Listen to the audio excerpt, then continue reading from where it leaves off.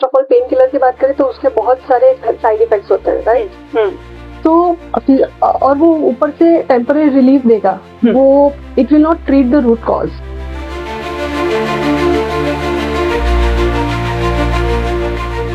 तो घर में पहनने के लिए in fact we advise patient to wear frocks instead of slippers. Slippers में वी एंड अप थोड़ा सा ड्रैग होता है, तो it's a pain which is been in their body since really long time and it turns into fibromyalgia. बहुत सारे time में ना बच्चों का लेग छोटे में ही हील के पास में ऐसे फोल्ड हो जाता है, तो वो फोल्ड में कैसे काम करता है? With physiotherapy they can have their life, they can live their life without pain, without any surgeries, you know, और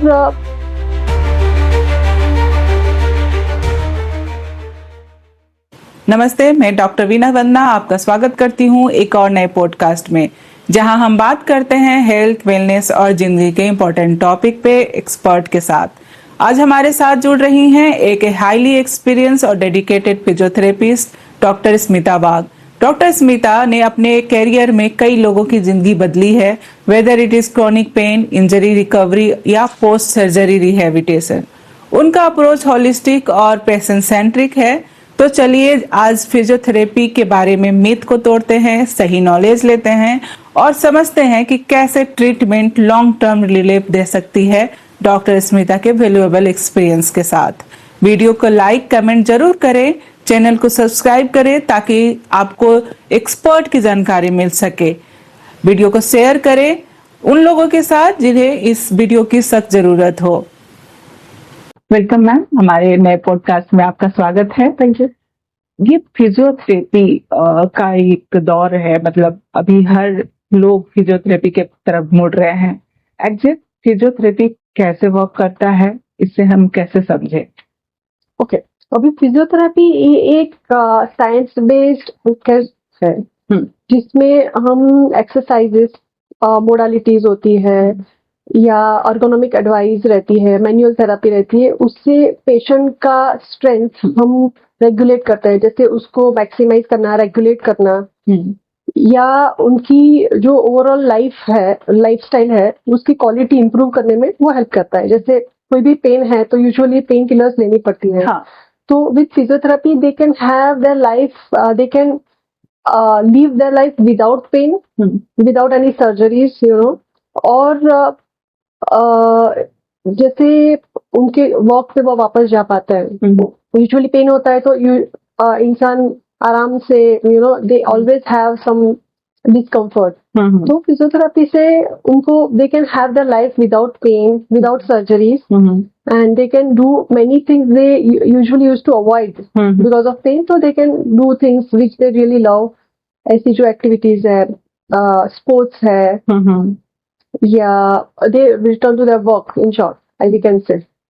पहले के टाइम में मैंने देखा है कि विलेजेस एरिया में एक अंकल हुआ करते थे, दादा होते थे, जो कि ऑयल के साथ उस बोन्स में या मसल्स में कुछ स्ट्रेन आ जाता था, तो वो उनको ठीक करते थे विदाउट एनी सही जानकारी के से। तो कभी कभी ना उसमें मसल और फट जाने का डर रहता था, तो उस पे आपका क्या राय होगा?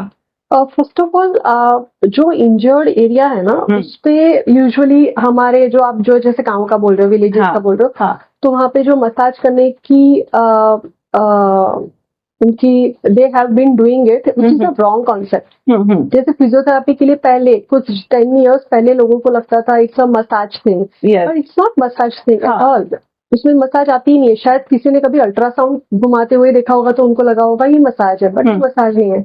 तो उनको हमें एनाटॉमिकल जैसे नॉलेज रहती है, मसल के ओरिजिन, इंसर्शन, उसके हिसाब से किस प्रॉब्लम के लिए क्या करना चाहिए, किस मसल को एक्टिवेट करना चाहिए, स्ट्रेंथन करना चाहिए, स्ट्रेच करना चाहिए, राइट। तो मसल जो इम्बैलेंस होती है उसके हिसाब से उसको ट्रीट किया जाता है। अभी जब कोई मसाज करेगा जो डैमेज्ड एरिया है, right, damage area they need healing, instead आप हम प्रेशर देंगे तो वो तो और डैमेज हो जाएगा ना। इसलिए मैंने ये पूछा कि हाल में ही एक मेरे फैमिली मेंबर में एक का पैर फ्रैक्चर हुआ, लेकिन उन्होंने मसाज ले लिया, गांव में ही थे, कि उन्होंने बोला कि आंटी ने बोला कि ऐसी हुआ है कर देते हैं, और उसके बाद वो और फ्रैक्चर हो गया। हाँ, बोन हुआ था, मसल भी फ्रैक्चर हो गया। तो इसके लिए मैंने ये क्वेश्चन पूछा कि फिजियोथेरेपी में जाना ज्यादा अच्छा है या फिर डॉक्टर से सलाह लेके ही आप कुछ करें। हाँ, जैसे फ्रैक्चर है तो पहले ऑर्थोपेडिक के पास जाना पड़ेगा, हाँ। बट उसके लिए पोस्ट रिहैब चाहिए होगा। जैसे वो हाँ। फ्रैक्चर हील हो जाएगा, हाँ। तो मसल की स्टिफनेस रहेगी, मसल का इम्बैलेंस और वीकनेस रहेगी, तो उसके लिए फिजियोथेरेपिस्ट के पास जाना मैंडेटरी है after fracture, but after healing the fracture. जी। बहुत सारे केसेस में ये भी देखा गया है कि हम कुछ पेन हुआ, कहीं हम गिर गए या कुछ पेन हो रहा है, हम मेडिसिन ले लेते हैं और मेडिसिन लेके पेन किलर जिसको बोलते हैं, और फिर उस थोड़ा सा आराम मिल गया। क्या पेन किलर लेते रहना और फिजियोथेरेपी के पास जाना कैसे ये कोऑर्डिनेट हो सकता है? बिल्कुल, क्योंकि अभी आजकल सब लोग बहुत अवेयर है। आजकल जितने भी लोग हैं दे आर क्वाइट नॉलेजेबल। उनको ऐसा नहीं है, उनको वो भी पता है। तो first of all pain killer की बात करें तो उसके बहुत सारे साइड इफेक्ट्स होते हैं, राइट?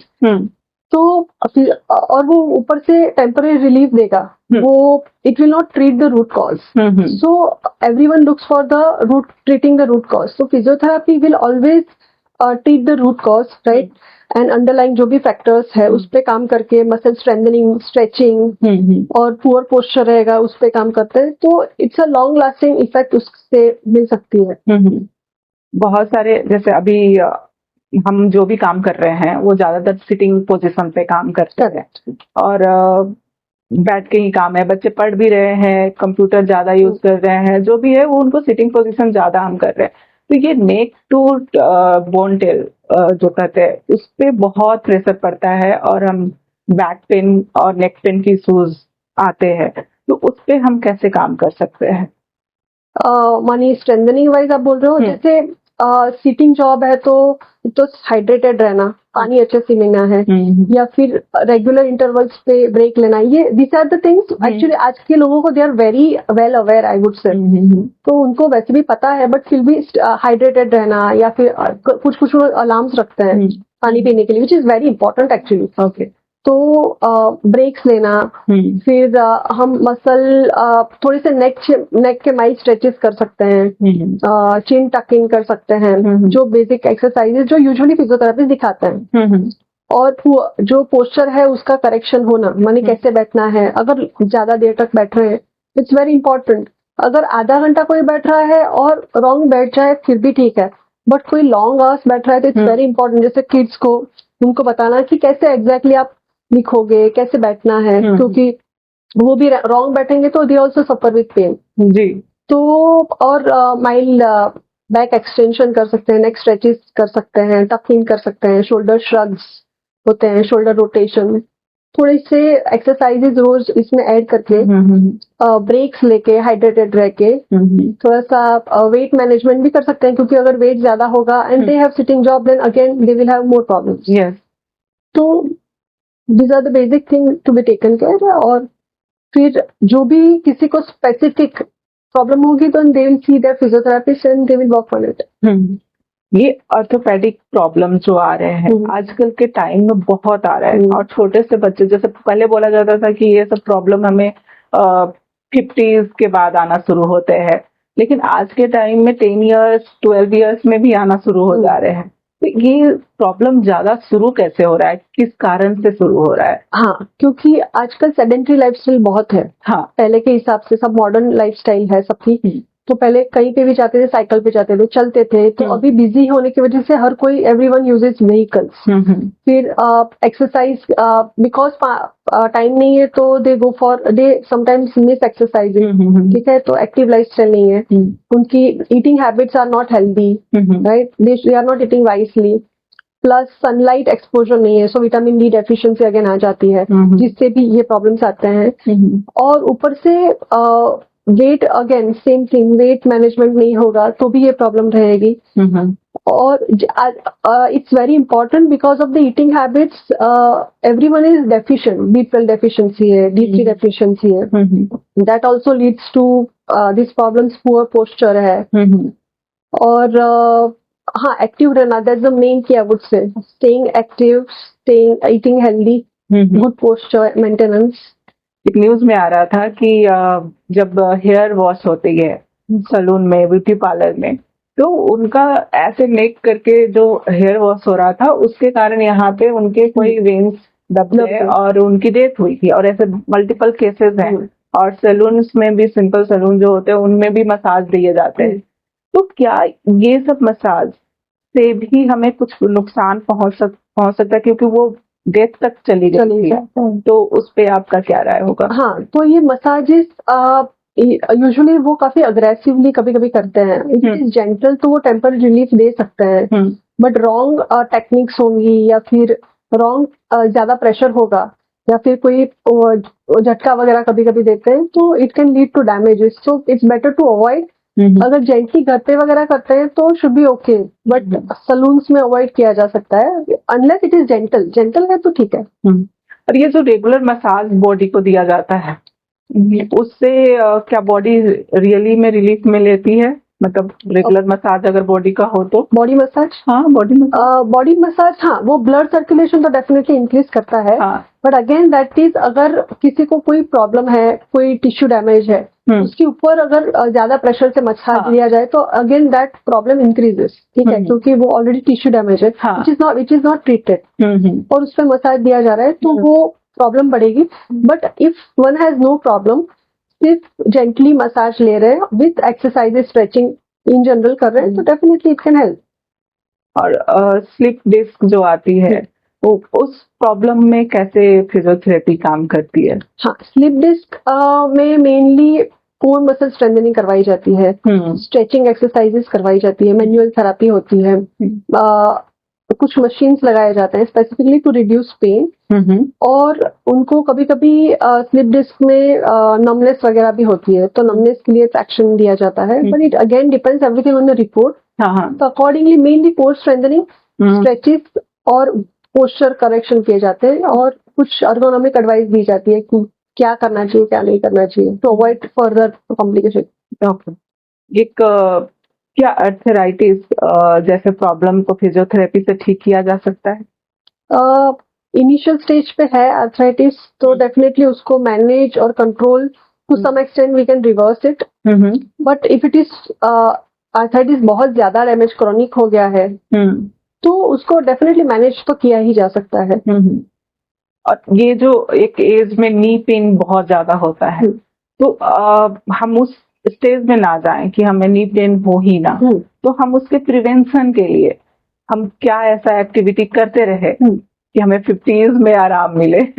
या जैसे मसल स्ट्रेंथनिंग तो इट्स मस्ट, नी की स्ट्रेंथनिंग, वेट मैनेजमेंट करनी है, वेट नहीं बढ़ना चाहिए, या विटामिन डी, B12 की डेफिशिएंसीज नहीं होनी चाहिए, अगर है तो should be taken care. Sun exposure होना चाहिए, और जो भी एक्टिविटीज है, जैसे कोई भी हाई हील्स नहीं पॉसिबली अवॉइड करनी चाहिए फॉर लॉन्ग आवर्स, और कोई भी एक्टिविटी है जिसमें बहुत ज्यादा नी पे लोड आता है कोई भी, तो वो एक्टिविटी अवॉइड की जा सकती है आफ्टर सर्टेन एज। किसी भी पेन, बॉडी में कहीं भी पेन हो रही है या फिर हो सकती है, तो हमें कौन कौन सी एक्सरसाइज को अपनानी चाहिए जिससे हम बॉडी में अर्थराइटिस जैसे प्रॉब्लम या फिर कोई भी प्रॉब्लम से हम पेन से बच सकते हैं?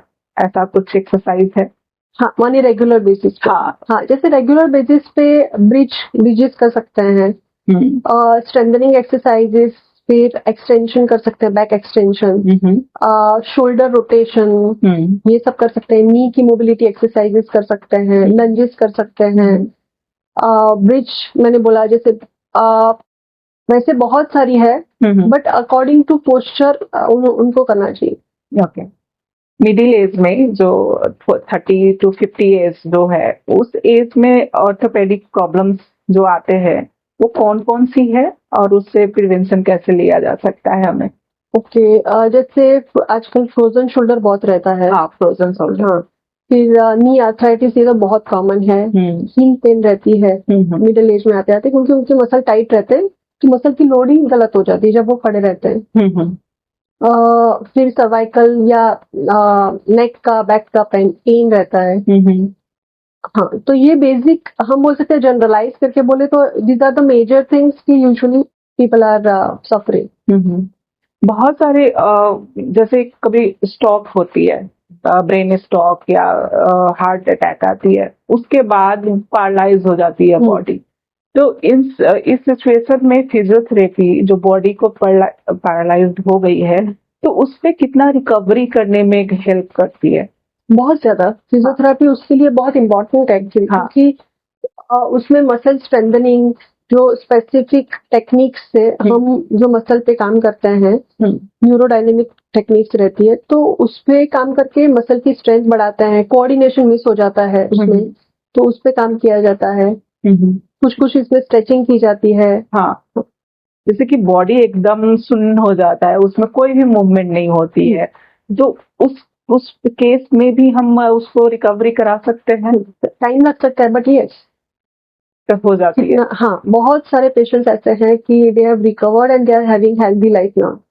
तो क्या ये एज भी वेरी करता है? हाँ, एज फैक्टर एक रहता है। अगर एज ज्यादा है तो कभी कभी पार्शियल रिकवरी होती है। हाँ, बहुत सारे केसेस में स्ट्रोक सेकेंड टाइम आ जाती है और एज होती है और बॉडी एकदम पैरालाइज हो जाती है, तो उस सिचुएशन में हमें कितना पैशंस रखना चाहिए और मतलब होप कितना हमें काम कार्यरत होगा इसमें एक्चुअली बहुत सारे फैक्टर्स हैं। जैसे बहुत इम्पोर्टेंट इज पेशेंट का विल पावर, राइट, एज जैसे आपने बोला, प्लस जो एक्सरसाइज करवाते हैं, how expert the person is, जो फिजियोथेरेपिस्ट है, यूजुअली वो अच्छे से करवाते ही हैं, बट पेशेंट का भी तब कोऑपरेशन भी मिलना चाहिए। कभी कभी patient they don't feel like doing it, कि आज मुझे एक्सरसाइज नहीं करनी है, और कभी कभी बेड सोर वगैरह हो जाते हैं, तो उसमें भी उनके वो कोऑपरेट नहीं कर पाते हैं। बट स्टिल पेशेंट्स की बात करें तो एटलीस्ट बहुत, अगर सेकेंड टाइम है तो कभी 3 to 4 months लग सकते हैं for total recovery. Weight management में ज्वाइंट हेल्थ, ज्वाइंट इश्यूज जो आते हैं, उस पे क्या रोल है? हाँ, जैसे वेट ज्यादा है तो ऑब्वियसली हिप और नी पे ज्यादा वेट पड़ता है, तो उसकी डैमेज होने की, वेयर एंड टेयर होने के चांसेस बढ़ जाते हैं। तो अगर वेट कम होगा तो डेफिनेटली उन पे लोड कम आएगा, कार्टिलेज कम डैमेज होगा, तो उसका बहुत बड़ा रोल है actually. In fact it's a major thing I would से।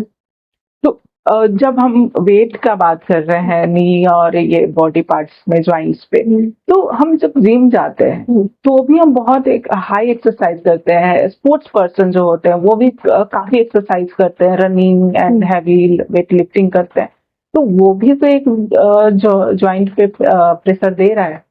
हाँ, तो वेट बेरिंग एक्सरसाइजेस से ना एक्चुअली बोन डेंसिटी मेंटेन रहती है। अच्छा, अगर हम कोई भी एक्सरसाइज ऐसी करते हैं जिसमें बॉडी, हमारे जॉइंट्स पे वेट नहीं आ रहा, बट एडिक्वेट वेट, वेट और ज्यादा वेट में फर्क है। I am talking about extra weight. Extra usually हर किसी की हाइट और इसके हिसाब से सर्टन वेट होना चाहिए। अगर वो ज्यादा है, रेगुलर बेसिस पे ज्यादा वेट पड़ रहा है, या फिर आई वुड से कि कभी कभी कैसा होता है, अगर हम हाउस वाइफ्स का देखें तो उनका कैसा होता है, वो लोग खड़े रहते हैं तो एक साथ 3-3, 4-4 घंटे कभी कभी खड़े रहते हैं किचन में। हाँ, तो कोई भी, आई वुड से कोई भी पोजीशन है, जैसे स्टैंडिंग पोजीशन है, तो वो एक साथ long time every day is not advisable, क्योंकि एक साथ आप मसल को, अगर वो थक जाते हैं, मसल की कैपेसिटी होती है, मसल कुछ टाइम के बाद they will have no strength, तो अगर मसल उनकी लोड लेना बंद करते हैं तो लोड सीधा आता है जॉइंट पे।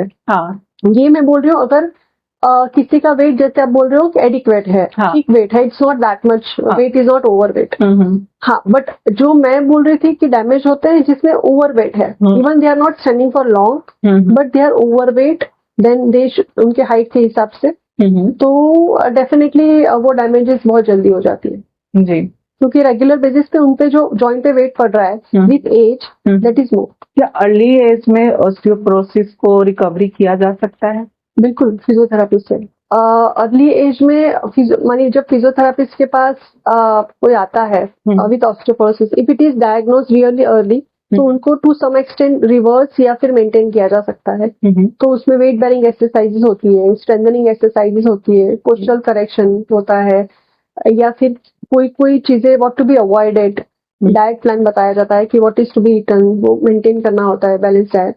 वो सबसे काफी हद तक आई वुड से बोन डेंसिटी बढ़ सकती है, या टू सम एक्सटेंट वो रिवर्स हो सकता है, या डेफिनेटली ज्यादा है तो मैनेज हो सकता है। अच्छा, तो मतलब फिजियोथेरेपी से हम रिवर्स में भी जा सकते हैं कुछ चीज। हाँ, it is diagnosed early. Sport person या एथलीट्स जो पहले सबसे ज्यादा इंजरीज उनमें क्या देखी जाती है, और एज ए फिजियोथेरेपी आप कैसे उनको हेल्प कर पाते हैं? ACL टेयर रहता है, एंकल स्प्रेन रहता है, टेनिस एल्बो रहता है, these are the major things they come with. तो उनको शोल्डर डिसलोकेशन रहता है, हाँ. तो उनको हम मेनली एक तो pain management first of all करना पड़ता है, और they have to return to the sport. तो फॉर उसके लिए स्ट्रेंथनिंग रहती है, मोबिलिटी एक्सरसाइजेस रहती है, मोबिलाइजेशन रहता है, मैनुअल थेरेपी रहती है। तो उससे फिक्स करके again we make sure that they are ready for that sports again. Okay. बहुत सारे पर्सन का ना स्विमिंग के टाइम पे ये डिसलोकेट हो जाता है यहाँ पे शोल्डर। तो वो जैसे मैंने जहां तक जाना है कि बहुत सारे ऐसे पर्सन हैं जिनको ये डिसलोकेट होता है, वो लाइफ लॉन्ग रह जाता है, वो फिक्स नहीं होता है। जैसे हम नॉर्मल है, एक बार नहीं हुआ है तो हम फिक्स है, लेकिन एक बार अगर किसी को डिसलोकेट होता है वो तो वो अगेन होते रहता है। हाँ, क्योंकि उनकी जॉइंट लेग्जिटी ज्यादा रहती है। जिसकी जॉइंट की लेग्जिटी ज्यादा रहेगी, they tend to have dislocations frequent than the other people. इतना ज्यादा होता है कि स्पोर्ट में भी नहीं है, सिंपल अपना लाइफ स्टाइल जी रहे उसमें भी डिसलोकेट हो जाता है। तो ये फिजियोथेरेपी से फिक्स हो सकता है? मसल स्ट्रेंथनिंग से उनका बार बार फ्रिक्वेंटली डिसलोकेट होना डेफिनेटली अवॉइड किया जा सकता है। हम जो मसल इम्बैलेंस है, वो अंडरलाइन कौन से मसल स्पेसिफिकली अभी सबके वीक अलग अलग रहते हैं। तो उनकी स्ट्रेचिंग स्ट्रेंथनिंग करके जो मसल इम्बैलेंस क्लियर जब करते हैं, स्ट्रेंथनिंग एक्सरसाइजेस करवाते हैं, तो जो फ्रीक्वेंसी है वो डेफिनेटली कम हो जाती है। ओके। स्पोर्ट पर्सन के लिए कोई ऐसा एक्सरसाइज जो डेली रूटीन में अपना ले कि उससे इंजरीज होने के चांसेस बहुत कम हो जाते हैं, तो अकॉर्डिंग टू यू क्या हो सकता है? पहला तो स्विमिंग बोल सकते हैं। उनके लिए stretching strengthening core strengthening exercises होती है। फिर स्पोर्ट्स स्पेसिफिक ड्रिल्स रहती है, जैसे किस स्पोर्ट्स में है तो उसके हिसाब से किस मसल पे ज्यादा काम करना पड़ेगा। और stretching exercise after post activity, तो उससे मसल डैमेज नहीं होती है। और जब वार्म अप करवाया जाता है, डायनेमिक वार्म अप, तो उनसे वो सिखाने पे उनके muscle they are ready to for that activity, तो डैमेज या कोई इंजरी नहीं होती है। आपको एक केस स्टडी डिस्कस करें कि एक फिजियोथेरेपी का वहाँ पे इन्वॉल्वमेंट कैसे रहा और उनकी रिकवरी कितनी फास्ट और कितनी अच्छे से हुई है, तो उसके बारे में जानना चाहेंगे। हाँ, जैसे एक फुरसुंगी से एक क्रिकेटर थे, वो रेगुलर बेसिस पे रणजी ट्रॉफी वगैरह खेलते थे। तो उनको बहुत फ्रीक्वेंटली, जैसे आपने बोला, शोल्डर डिसलोकेशन और शोल्डर एरिया में पेन रहता था। तो उनका स्ट्रेंथनिंग से जो पहले पे, और उनको बॉलिंग वगैरह पे पेन आता था, तो उनकी जो एफिशिएंसी थी बहुत कम हो गई थी उसकी वजह से। तो फिजियोथेरेपी की ट्रीटमेंट से, स्ट्रेंथनिंग से, कुछ मोडालिटी और मैनुअल थेरेपी से जो उनका इन्फ्लेमेशन था उस पे हमने पहले काम किया था। और उसके बाद स्ट्रेंथनिंग और स्ट्रेचिंग से उनको वार्म अप दिखाया गया था कि आपको पहले क्या करना है। थोड़े से डाइटरी चेंजेस, बैलेंस डाइट पे काम बोला गया था। और जो डेफिशिएंसीज थी, vitamin deficiency, he also took care of it, he got it checked. और almost I would say 3 weeks में वो काफी बेटर थे, और अभी he is totally fine. Okay. Knee replacement जब होती है तो उसके बाद फिजियोथेरेपी कितना वर्क करता है, और अगर हम स्किप किए तो क्या प्रॉब्लम आ सकती है? हाँ, नी रिप्लेसमेंट के बाद फिजियोथेरेपी एक्चुअली मैंडेटरी है, क्योंकि जब फिजियोथेरेपी उसमें हम स्ट्रेंथनिंग स्ट्रेचिंग करवाते हैं, जिससे जॉइंट स्टिफनेस नहीं आती है, मोबिलिटी इंक्रीज होती है, और person can go to their own routine. उसके बाद अगर स्किप किया जाता है तो जॉइंट स्टिफनेस रहती है, मोबिलिटी इनफ नहीं आती है, और जो सर्जिकल आउटकम है वो पुअर हो जाता है। ओके। ये अर्थराइटिस क्या है और इंडिया में इतनी ज्यादा क्यों बढ़ती जा रही है? मतलब हर दूसरे तीसरे इंसान को इस चीज से फेस करनी पड़ रही है, तो ये क्यों बढ़ रही है, क्या है? मुझे इसको डिटेल में जानकारी दीजिए आप। अर्थराइटिस जॉइंट इन्फ्लेमेशन है, right? Arthritis is a joint inflammation. India में बेसिकली फिजिकल एक्टिविटी पे इतना ध्यान नहीं दिया जाता है। Like people don't do exercise that often, जितना करना चाहिए। विटामिन डेफिशिएंसीज रहती है, बैलेंस डाइट नहीं रहता है, वेट कभी कभी ओबेसिटी रहती है, जिसकी वजह से भी होता है, और कभी पेन होता है तो उसको जल्दी एड्रेस नहीं किया जाता, उसको जल्दी ट्रीट नहीं किया जाता। तो जब शुरुआत में जॉइंट पेन है, अर्ली स्टेज पे उसको ट्रीट किया जाए तो it will not turn into arthritis. अगर मसल डैमेज है, मसल में कोई इन्फ्लेमेशन है और उसको ट्रीट ना किया जाए तो वो लोड, जैसे मैंने बोला, जॉइंट्स पे आता है, तो इट टर्न्स इनटू आर्थराइटिस। जैसे कार्टिलेज डैमेज कभी कभी होती है तो उसके लेवल पे उसकी मेडिसिन रहती है या फिर स्ट्रेंथनिंग एक्सरसाइजेज से उसके ऊपर जो स्ट्रेस आता है वो कम किया जा सकता है। स्ट्रेचिंग एक्सरसाइजेज रहती है, तो उससे आर्थराइटिस डेवलप होने के चांसेस बहुत कम हो जाते हैं। एक क्वेश्चन मुझे आ रहा है कि बहुत सारे छोटे बच्चे जो होते हैं, अभी जो पहले के टाइम में जो चप्पल, जो बाटा के चप्पल जैसा चलता था, वो हम लोग कैरी करते थे, लेकिन अभी के टाइम में क्रॉक्स वाली जो शेप में आती है, मैं यहाँ ब्रांड का नाम नहीं ले रही हूँ लेकिन स्टाइल बताने की कोशिश कर रही हूँ कि वो जो शेप है उससे बच्चों के पैर में कुछ प्रॉब्लम आ रहे हैं। एक रिपोर्ट बताई है कि उनको चलने में और कोऑर्डिनेशन में प्रॉब्लम हो रही है। मैंने हाल में ही एक रिपोर्ट देखी है, तो क्या ये सही में है कि क्रॉक्स का, ऐसे अगर अच्छे क्रॉक्स होंगे जिसमें आर्च वगैरह रहता है, they are actually good, because वो एक बंधा हुआ सा रहता है जिसमें पैर, उसको अगर अच्छे से पहना जाए तो घर में पहनने के लिए in fact we advise patient to wear crocs instead of slippers. Slippers में वी एंड अप थोड़ा सा ड्रैग होता है पैर, राइट। क्रॉक्स में पर्सन विल लिफ्ट द पैर उठाया जाता है। जो अगर बच्चों में बोला जाए तो अगर अच्छे कंपनी के क्रॉक्स हो तो वैसे प्रॉब्लम नहीं आती है, और अगर उनको लगे कि दे हैव सम डिस्कम्फर्ट तो कैन बी अवॉइडेड, और कोई स्पेसिफिक मसल पे उनकी स्ट्रेंथनिंग बताई जा सकती है। इफ दे डू दैट तो वो बहुत आसानी से मैनेज किया जा सकता है। ये मतलब क्रॉक्स में आर्क होनी चाहिए, आर्च थोड़ा सा होना चाहिए, या फिर कभी कभी कुछ क्रॉक्स में बहुत अंदर से हार्ड रहती है। तो वो जो हार्ड रहती है तो वो उनको वहां पे थोड़ा सा इन्फ्लेमेशन डेवलप होता है, क्योंकि हार्ड सरफेस पे बच्चों का सॉफ्ट पैर होगा तो उनको थोड़ा सा डिस्कम्फर्ट क्रिएट करेगा और उनकी फिर चलने की पैटर्न, गेट चेंज हो सकती है। तो अगर अच्छी क्वालिटी का क्रॉक्स रहेंगे तो should not be a problem.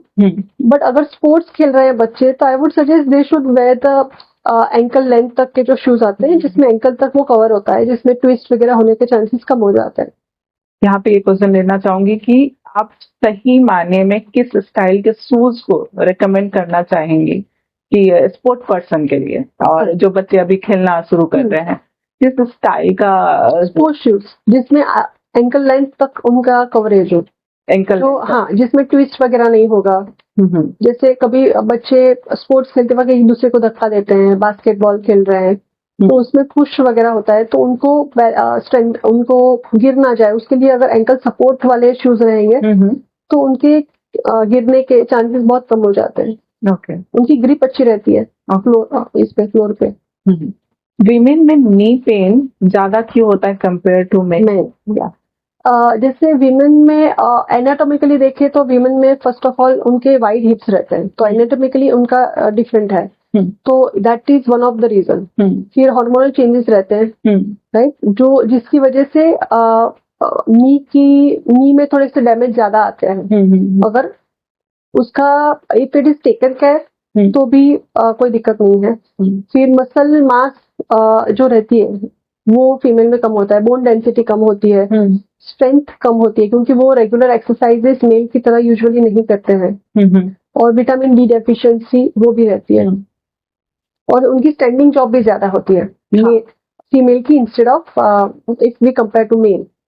यहाँ पे एक लाइन बोली जाती है अधिकतर हाउसवाइफ के तरफ से कि मैं घर में तो हमेशा भागती दौड़ती रहती हूँ, मैं तो रुकती ही नहीं हूँ, मैं ये कर रही हूँ मेरा एक्सरसाइज हो जाता है। तो क्या ये सही मायने में एक्सरसाइज होता है? नहीं, तो उनको joint specific exercise, strengthening exercises, mobility, stretching थोड़ा सा टाइम निकाल के 1 घंटा 45 मिनट्स शुड बी डन, क्योंकि खड़े रहने पे तो लोड आ रहा है ना नी पे, हिप पे, तो उल्टा आई वुड सजेस्ट कि everyone should take 5 minutes break. अगर कोई खड़ा रह रहा है किचन में तो आधा पौना घंटा खड़े रहना, सिर्फ 2 मिनट या 3 मिनट बैठ जाइए, उसके बाद खड़े, क्योंकि your muscle are not ready. उनको थकान होती है और उसी में सेम इसमें खड़े रहेंगे तो फिर वो डैमेजेस जल्दी आएंगे। तो आप ब्रेक 5 मिनट्स का ले लीजिए, and then you can again get up and do it. जी बिल्कुल, वो कंटिन्यूअसली भागम दौड़म भी एक्सरसाइज नहीं है। क्रॉनिक पेन जब हमें होता है तो हम अधिकतर डॉक्टर के आसपास ही नजर आते हैं, तो उसमें हम फिजियोथेरेपी के पास जाएं तो हमें कितना रिलीफ मिल सकता है? बिल्कुल, फिजियोथेरापिस्ट एक्चुअली पहले तो हमेशा कभी भी पेशेंट आते हैं तो उनके पेन मैनेजमेंट में काम करते हैं। They don't jump into exercise. तो पेन मैनेजमेंट के लिए हमारे पास बहुत सारी टेक्निक्स रहती है, मशीन्स रहते हैं, तो उससे पहले पेन मैनेजमेंट किया जा सकता है। With that, along with that muscle strengthening की जाती है। यूजुअली पेन क्यों होते हैं? मसल इम्बैलेंस की वजह से होते हैं, किसी इन्फ्लेमेशन की वजह से होते हैं। तो once we work on inflammation, muscle imbalance clear करके और स्ट्रेंथनिंग और स्ट्रेचिंग एक्सरसाइज का कॉम्बिनेशन में मैनुअल थेरापी से उनकी जो भी क्रोनिक पेन है उसमें टाइम लग सकता है, because it's been within that person since long. तो उसमें रिकवरी में थोड़ा टाइम लग सकता है, but definitely it can be taken care by physiotherapist.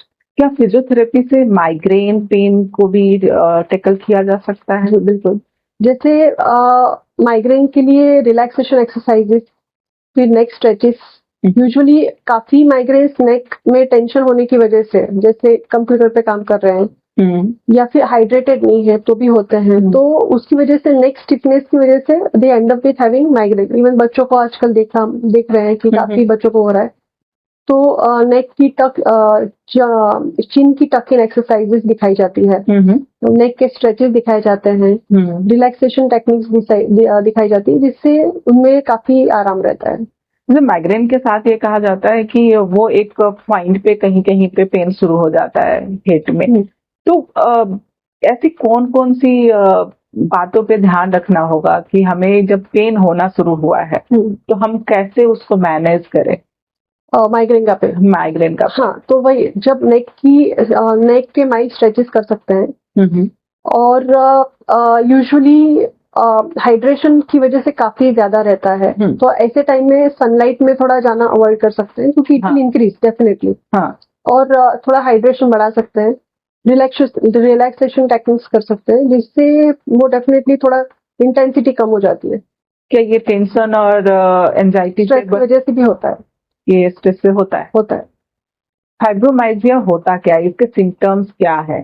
Usually fibromyalgia एक ऐसी कंडीशन है जिसमें पेशेंट को कोई पेन है वो कांस्टेंट, जैसे पूरे बॉडी में भी हो सकता है, तो हमेशा पेन रहता है। यूजुअली स्ट्रेस से भी होता है, तो उनको वो पेन कुछ भी करे तो वो रहता ही है। It is always there. वो थोड़ा काम करेंगे, by the end of the day they will start having that pain. वो काफी हेल्पलेस फील करते हैं।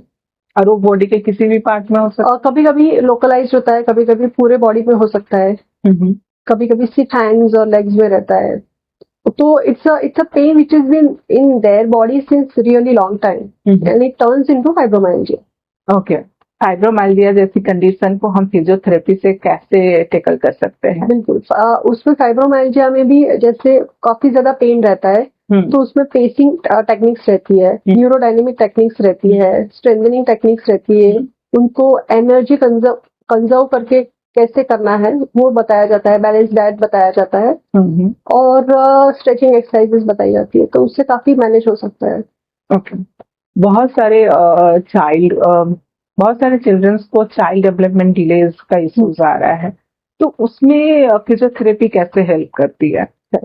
उसमें फिजियोथेरेपी में बैलेंस टेक्निक्स होती है, स्ट्रेंथनिंग टेक्निक्स होती है, कोऑर्डिनेशन टेक्निक्स रहती है, जिससे चाइल्ड काफी इंडिपेंडेंट उसके बाद हो जाता है। उसमें उसका कॉन्फिडेंस बढ़ जाता है, because they are able to do that coordination उनका बढ़ने की वजह से they are able to do certain things on their own. तो और काफी ऐसे टेक्निक्स रहती है जिससे काम करके उनका जो भी जिसमें उनको दिक्कत, जैसे चलने में गेट है, चलने में दिक्कत आती है, तो उनके स्पेसिफिक मसल पे काम करके हम उनका गेट इम्प्रूव करते हैं। तो हर चीज में डेफिनेटली वो फिजियोथेरापी ही एक है जिससे उनको बहुत ज्यादा फायदा होता है। तो उनको ही हम कोऑर्डिनेशन एक्टिविटी से उनकी जो सर्टन एक्टिविटी करवा के हम उनका वो स्टिमुलेट करते हैं, जो भी एक्टिविटी है वो हम उसको स्टिमुलेट करके उनको आदत होती है उस चीज की, their brain starts learning it कि अच्छा रोज, बट उसमें टाइम लग सकता है, कभी कभी 1 महीना, कभी कभी कम, तो उससे वो धीरे धीरे कोऑर्डिनेशन इम्प्रूव होता है। दे और स्ट्रेंथनिंग एक्सरसाइजेस करवाते हैं, कुछ चैलेंजिंग एक्सरसाइजेस होती है, जैसे बॉल होता है उसके ऊपर करवाते हैं, तो उससे वो धीरे धीरे सीख जाता है। बहुत सारे बच्चों में ये किस्सू आती है कि उनका फिंगर का प्रेशर नहीं लग पाता है, तो हमें वो प्रेशर के लिए क्या क्या, जैसे पेंसिल होल्ड नहीं करना, हाँ, बहुत सारे बच्चों में आता है, तो ये इस सब चीजों पे हम कैसे काम कर सकते हैं? काफी, जैसे घर पे बोला जाए तो स्टैंड होती है, स्टैंड में उनको हाथ अगर घुमाए तो यहाँ पे उनके जो नर्व एंडिंग्स होती है वो स्टिमुलेट होती है, तो वो उनको बोल सकते हैं कि आप राइस के जो दाने हैं वो आप सेग्रीगेट कीजिए उनको, या फिर मार्बल्स रहती है उसमें हाथ घुमाना, मार्बल्स उनकी जो भी नर्व एंडिंग से वो स्टिमुलेट होती है उससे, या राइस, सैंड, मार्बल्स, इन सब में जब वो बार बार छूते हैं तो उनके नर्व एंडिंग्स जब इम्प्रूव होते हैं, स्टिमुलेट होते हैं, तो अपने आप वो धीरे धीरे उनके प्रेशर रिसेप्टर्स होते हैं वो एक्टिवेट होता है।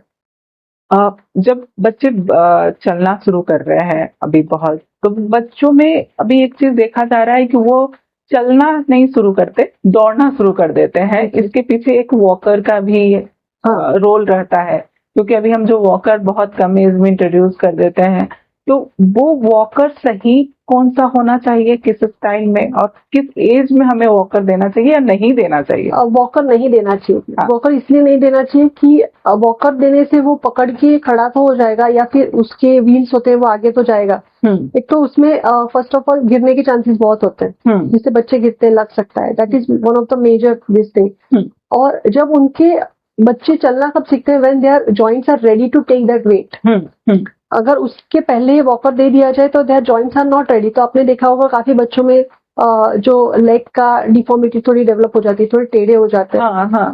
तो क्योंकि जब उनके जॉइंट्स रेडी नहीं है, when their muscle are not ready and we are giving them walker, तो फिर वो एक डिफॉर्मिटी डेवलप होती है जिसमें लेग उनके नीज के आसपास आप देखोगे तो एक टेढ़े दिखते हैं।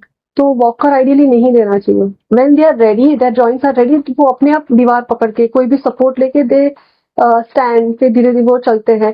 हाँ, जो सिर्फ खड़े रहते हैं चलते नहीं है, उन बच्चों के लिए जो शूज रहते हैं जिसमें आवाज आती है, वो हम डेफिनेटली दे सकते हैं। उससे वो एनकरेज होते हैं, वो आवाज आती है, दे हियर इट, फिर उनको और पैर रखना है, आवाज आती है फिर वो और पैर रखना है, which is a stimulus, which is a good thing. उसमें गिरने की चांसेस नहीं है, बट वो बच्चे को एनकरेज करता है चलने के लिए, टू हियर दैट वॉइस। तो वो देने पे इट्स वेरी बेनिफिशियल। तो जो बच्चा खड़ा रह रहा है उनको वो शूज पहना दो, तो वो डेफिनेटली वो आवाज सुनेंगे, वो they will try to put that leg if they are ready. तो वो पकड़ पकड़ के वो लोग धीरे धीरे चलेंगे, और जब वो खुद पैर रखते हैं तब उनकी बॉडी इज रेडी। उनकी बॉडी खुद ब्रेन को एक सिग्नल देती है कि मुझे अभी चलना है, तो तब वो muscle and everything is been taken care, right. और अगर बच्चे को लगेगा मैं नहीं चल पा रहा हूँ तो ज्यादा से ज्यादा बैठ जाएगा, वहीं पे गिर जाएगा। बट वॉकर में वही चीज है, जैसे आप बोल रहे हो, वो दौड़ते हैं, गिरते हैं, and when their muscle are not ready we put weight on it, just because हमें चाहिए कि उन्हें वो जल्दी चलना चाहिए, but let kid take its own time. क्योंकि वॉकर जब आप हटाते हो ना, तो उसके बाद बच्चे भागते ही रहते हैं, जो स्ट्रेंथ आ गया है वो उस पे चल के जाना है आपको, उस पे फिर काम करना पड़ता है कि वॉकिंग एक इम्पोर्टेंट चीज है, और उसमें मसल इम्बैलेंस में डेवलप हो जाती है, क्योंकि उनमें जो दौड़ने वाले मसल है वो हमने ज्यादा एक्टिव कर दिया है। इंस्टेड ऑफ चलने के लिए पहले खड़ा रहना है एंड देन जो चलना है, और उसके लिए जो मसल होने चाहिए दौड़ने के लिए, तो थोड़ा सा ये एक डिफरेंस आ जाता है। मैं यहाँ पे एक चीज ऐड करना चाहूंगी कि अगर आपके बच्चों में कुछ भी लेग इश्यूज या वॉकिंग के इश्यूज आ रहे हैं, तो आप फिजियोथेरेपी से मिल सकते हैं और उनसे कंसल्ट करके एक सही गाइडेंस ले सकते हैं कि कैसे लेग का जो स्ट्रक्चर होता है उसको मैनेज करना। बहुत सारे टाइम में ना बच्चों का लेग छोटे में ही हिल के पास में ऐसे फोल्ड हो जाता है, तो वो फोल्ड में कैसे काम करता है? उसमें कभी कभी ऑर्थोटिक्स अप्लाई किए जाते हैं। उनका सब कुछ एग्जैक्टली नाप वगैरह लेके ऑर्थोटिक्स लगाए जाते हैं। और अगर if the issue is from the hip की तरफ से है, हिप की वजह से वो है, तो फिर उसमें सर्जिकल एस्पेक्ट आ जाता है। बट उसके साथ अलॉन्ग विद दैट फिजियोथेरेपी में स्ट्रेंथनिंग करवाई जाती है। और बहुत सारे बच्चे अभी देखा जा रहा है कि टोज पे वॉक करते हैं। हाँ, वो क्या है? क्या उन्हें करना चाहिए या फिर हमें? कर सकते हैं, बट अगर वॉकर देने की वजह से कर रहे हैं तो उनको नहीं करना चाहिए आइडियली। नहीं, वॉकर नहीं लिया है। हाँ, तो टोज पे चल सकते हैं। चल सकते हैं? हाँ, टोज पे चल सकते हैं। मतलब उसके लिए टेंशन लेने की जरूरत नहीं। तो बहुत सारे बच्चे हैं, मतलब अभी भगते हैं टो पे ऐसे। हाँ, क्योंकि वो इनके लिए इजी रह जाता है। हाँ, उनको चलने आता है, तभी वो थोड़ा एक्साइटेड भी होते हैं जो नहीं कर पा रहे थे। हाँ, तो दे वांट स्पीड। तो कभी कभी पूरा चल के ये रखना इज डिफिकल्ट फॉर देम। पूरा कोऑर्डिनेशन आता है, पैर उठाओ, ऐसे रखो, ऐसे ठीक से रखो, गिरना भी चाहिए। तो टोज पे they don't have to really do that. तो दे जस्ट टाइनी स्टेप्स लेके they want to run. Yes.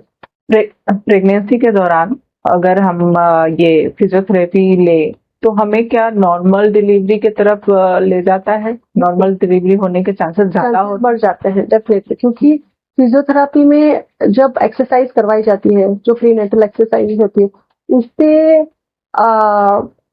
Pelvic floor exercises करवाई जाती है, जिससे जो पेल्विक के मसल्स रहते हैं, पेल्विक की अलाइनमेंट होती है, वो इम्प्रूव होती है। उसके बाद जो मसल स्ट्रेंथनिंग एक्सरसाइज करवाई जाती है, उसके लिए the lady is ready for the delivery. उनके जो मसल है वो प्रिपेयर होती है। और मसल की स्ट्रेचिंग स्ट्रेंथनिंग की वजह से उनकी जो नॉर्मल डिलीवरी के चांसेस इसलिए बढ़ जाते हैं, क्योंकि यूजुअली जब कोई प्रीनेटल एक्सरसाइजेस, योगा कुछ नहीं करते हैं, तो उनमें थोड़ी स्टिफनेस रहती है। बट जब एक्सरसाइज करवाने के बाद नॉर्मल डिलीवरी के चांसेस बहुत बढ़ जाते हैं, क्योंकि पेल्विक अलाइनमेंट अच्छी होती है।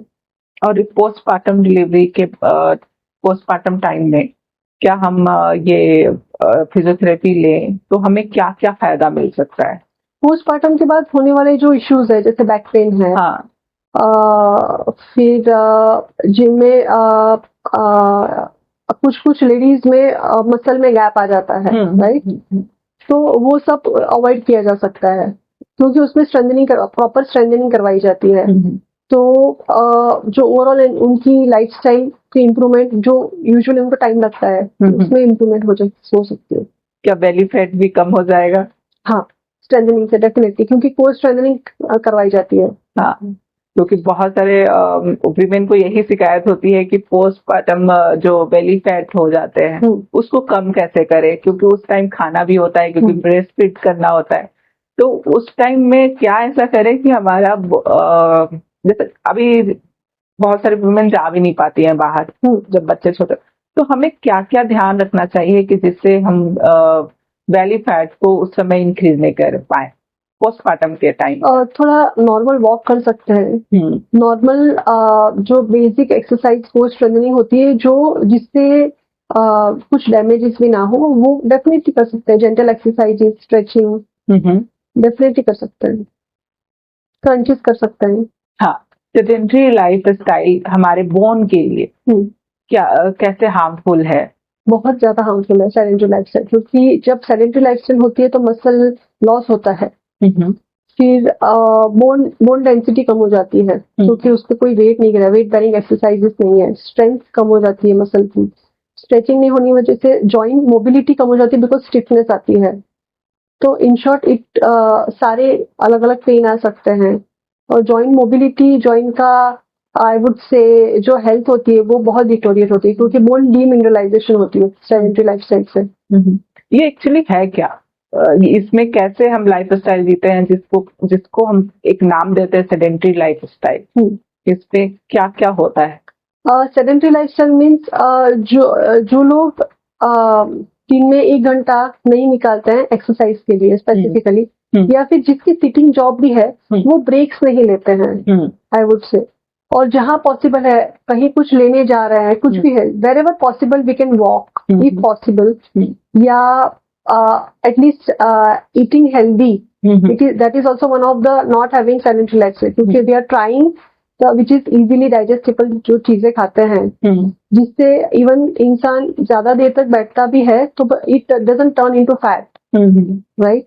और हाँ, जितनी भी एक्सरसाइज, योगा, स्विमिंग, वॉकिंग, कुछ भी इंक्लूड कर सके तो that will be, we can call if they are not sedentary, having sedentary lifestyle. Bone को स्ट्रॉन्ग करने के लिए हमें एक्सरसाइज क्या करना चाहिए और फूड में क्या इंक्लूड करें कि बोन स्ट्रॉन्ग हो हमें? ओके, और जैसे बोन स्ट्रॉन्ग करने के लिए एक्सरसाइज बोले तो वेट बेरिंग एक्सरसाइजेस रहती है, तो weight bearing exercise are very important. और उसमें स्ट्रेंथनिंग भी आ गई, उसमें मोबिलिटी एक्सरसाइजेस आ गई, उसमें स्ट्रेचिंग आ गया, उसमें core strengthening is very important because even we talk about knee but we still we have to have good core muscle. और अगर खाने की बात करें तो very important is vitamin D exposure when we are talking about bone. फिर calcium rich diet है which is combined with vitamin D, right. Protein rich है, मैग्नीशियम रिच है, डेयरी प्रोडक्ट्स, सीड्स है, नट्स है, ग्रीन लीफी वेजिटेबल्स है, so these are very important. आप हमारे दर्शकों को फाइनल वर्ड बता दें कि फिजियोथेरेपी में हमें क्यों जाना चाहिए और इससे क्या क्या फायदे हो सकते हैं, तो हम अवॉइड ना करें, तो उसके बारे में मैं चाहूँगी। फिजियोथेरेपिस्ट के पास इसलिए जाना चाहिए क्योंकि जो भी जिसको कोई जॉइंट इश्यू है, अगर वो अवॉइड करते हैं, मानी वो पेन कोई भी है उसको अर्ली ट्रीट नहीं करते हैं तो वो आर्थराइटिस में या किसी और कॉम्प्लिकेशन में डेवलप होता है और उस पेन की वजह से कहीं और, जैसे किसी को नी पेन है और वो उनकी लोडिंग अलग होगी चलने की, उनका गेट पैटर्न चेंज होगा, तो उनको कभी कभी हील पेन आता है, उनको कभी कभी बैक पेन आता है बिकॉज उनकी गेट पैटर्न, चलने की स्टाइल बदलेगी। तो जो नहीं है वो भी they will and up having it. तो फिजियोथेरेपिस्ट के पास अर्लियर जाके अगर वो ट्रीट करवाते हैं तो उनको बाद में भी आर्थराइटिस नहीं होगा और they will not have any other problem as well, तो they can have their healthy lifestyle. तो फिजियोथेरेपिस्ट के पास जाएंगे तो उनकी स्ट्रेंथ के लिए जो अवेयरनेस है ergonomically, even if someone has don't have any problem but they are working professional and they want to learn कि what all things we should do so that हमें फ्यूचर में प्रॉब्लम नहीं आएगी, क्योंकि हर ऑक्यूपेशन के कुछ hazards रहते हैं, हम ऑक्यूपेशनल हैजर्ड्स बोलते हैं उसको, कि जो खड़ा रहेगा उसको नी का आ सकता है, जो कंप्यूटर पे काम कर रहे हैं उनको नेक की प्रॉब्लम आ रही है, तो वो कैसे अवॉइड या मिनिमल की जा सकती है, मिनिमाइज किया जा सकता है, तो फिजियोथेरेपिस्ट उसको उस पर गाइड कर सकते हैं और वो डेफिनेटली अवॉइड किया जा सकता है। और उनके प्रोफेशन के लिए कौन से मसल या exercises should be done on regular basis other than बाकी की एक्सरसाइज, बट उनको वो स्पेसिफिक एक्सरसाइज करनी चाहिए, वो फिजियोथेरेपिस्ट ही बता सकते हैं। फिजियोथेरेपी की बात हो रही है तो हम एक ये भी लेना चाहेंगे कि एक सही फिजियोथेरेपिस्ट हम कैसे जाने, क्या उनके पास सर्टिफिकेशन होनी चाहिए या कैसे उनकी एजुकेशन होनी चाहिए जिससे हम कहेंगे कि हाँ ये सही जो भी हेल्थ पर्सन है वो है, तो वो क्या देखनी चाहिए हमें? फिजियोथेरेपिस्ट ये एक जैसे एक डिग्री है, तो जैसे बैचलर ऑफ फिजियोथेरेपी जो रहेंगे, लाइक जो डिप्लोमा नहीं है बट जो बैचलर है, राइट, तो जिन्होंने पूरा कोर्स किया हुआ है, दे आर एक्सपीरियंस्ड, जैसे I am having 18 year of experience, तो एक्सपीरियंस्ड है तो दे कैन डेफिनेटली हेल्प। वही मैं जानना चाह रही थी कि क्या ऐसा सर्टिफिकेशन होनी चाहिए जो कि आपको क्रॉनिकल में या फिर कोई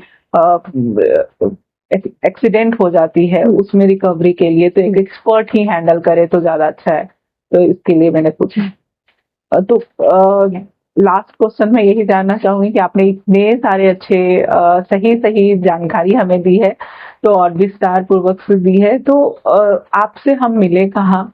बहुत सारे दर्शकों को हो रहा होगा कि हम फिजियोथेरेपी ले तो कहाँ ले, तो आपसे अगर कंसल्ट करना है तो आपकी क्लिनिक कहाँ है उसकी डिटेल दे दीजिए। जी, जैसे मेरी क्लिनिक मगरपट्टा सिटी जो है उनका साउथ गेट है, उसके पास में ही मेन रोड पे मेरी क्लिनिक है, समर्थ फिजियोथेरेपी करके, और आप डिस्क्रिप्शन में मेरा फोन नंबर दे सकते हैं, तो उस पे you can connect with me. और कोई भी हेल्थ रिलेटेड उनको जानकारी चाहिए, अपॉइंटमेंट चाहिए, कंसल्टेशन चाहिए, या in general what is to be avoided in that profession, they can definitely reach out to me. जी जरूर, थैंक यू कि आपने टाइम निकाला, इतनी कीमती टाइम और हमें दिया, और हमारे दर्शकों को आप बहुत अच्छे से बताए कि कैसे आप फिजियोथेरेपी लेके एक क्रॉनिक पेन या फिर माइग्रेन या बच्चों के हेल्थ से रिलेटेड या कोई भी बोन इश्यूज हो रहे हैं तो उन सब पे काम किया जा सकता है। बस जरूरत है आपको एक सही गाइडेंस की, और हमारे पास एक्सपर्ट हैं, फिजियोथेरेपिस्ट हैं, तो आप इनसे कंसल्ट कर सकते हैं और इनकी डिटेल जानकारी हम डिस्क्रिप्शन बॉक्स में दे देंगे। आप वहां से लेकर इनसे मिल सकते हैं, और आप जो भी है आपके अकॉर्डिंग, आपका बॉडी नीड के अनुसार जो भी फिजियोथेरेपी एक्टिविटीज हो सकती है प्रोवाइड की जा सकती है। तो आगे फिर मिलते हैं एक नए एक्सपर्ट के साथ एक नए टॉपिक पे। तब तक के लिए स्टे हेल्दी, स्टे अवेयर। धन्यवाद। Thank you ma'am.